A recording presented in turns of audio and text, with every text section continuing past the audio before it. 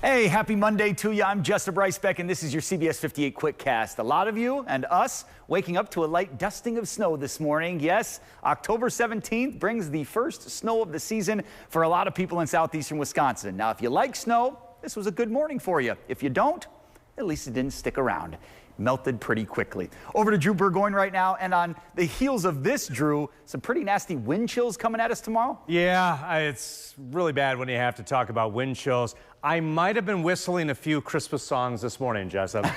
Which was your first? Which is your favorite? I think it was just White Christmas. Okay, that's fitting. That's fitting. So, yeah, no more snow, but these wind chills tomorrow morning, not great. Those winds will be gusting at times from 30 to 35 miles an hour. So waking up, wind chills in the upper teens and low to mid 20s, and winds are going to be stout all throughout your Tuesday. Clouds and sunshine, so those wind chills will make it feel more like the 30s. But believe it or not, we are pushing for a temperature close to 70 by the weekend.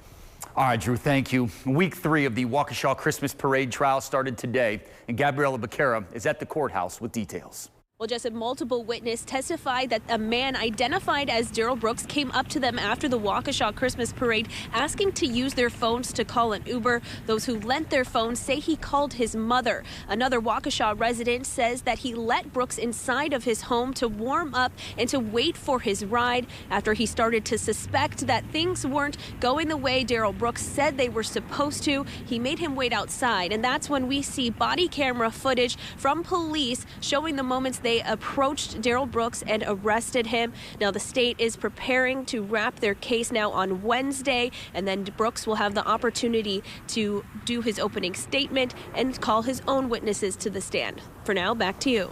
All right, Gabby, thank you. Waukesha police releasing video from a carjacking from last week and the arrest of all 4 suspects. Gas station surveillance video showing 2 men attempt to carjack a red SUV. You see that at least one of the carjackers did have a gun. The driver does exactly what you're supposed to do, not engage. He got out of the area as soon as possible and called 911. All suspects were arrested.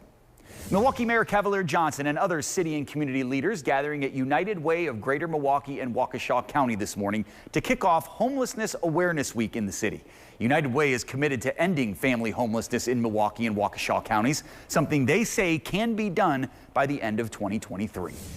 Energy bills are expected to be more expensive this year. We Energy says high natural gas prices continue to be an issue. Officials say this will mean about $20 to $30 more in heating costs starting in November. We Energy says when you call, they can work to match you up with payment plans and bill assistance if needed.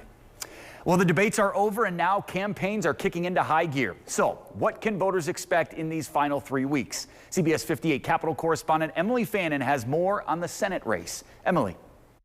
Hey, Jessup, less than 21 days to go until the midterms, and Republican Senator Ron Johnson is hoping to capitalize on his lead in statewide polling. Meanwhile, Democrats are hoping a trip by former President Barack Obama will help them cross the finish line in the final days. Mandela Barnes' campaign says internal polling against Ron Johnson suggests a much closer race, and they're working to close the gap, which political experts say is crucial to maintain funding from outside groups. It comes as an unprecedented amount of negative campaign advertisement is funneling through Wisconsin as the U.S. Senate race here in the battleground state is the 4th expensive in the country. Jessup, back to you. All right, Emily, thank you. And with Election Day just about 3 weeks away now, Marquette students, along with other young people in Wisconsin, are ready to vote. Marquette University makes registering to vote easy for its students through absentee ballots and on-campus polling places. Political experts say younger voter turnout might be higher this election season because there's so many high-profile issues on the ballot. Well, the Packers just trying to look ahead now after a stunning and pretty bad 27-10 loss to the Jets at Lambeau Field on Sunday. And for those of you feeling the green and gold blues right now, we got some good news for you. The Bucs tip off their season Thursday in Philadelphia. And coming up tonight on the CBS 58 News at 9 and 10, insight into the 2023 Milwaukee County budget and what it could mean for you, and how the community is preparing for wintertime support for people facing homelessness. We will see you tonight, but for now, that is your CBS 58 Quickcast. I'm Jessup Ricebeck. Have a great rest of your Monday.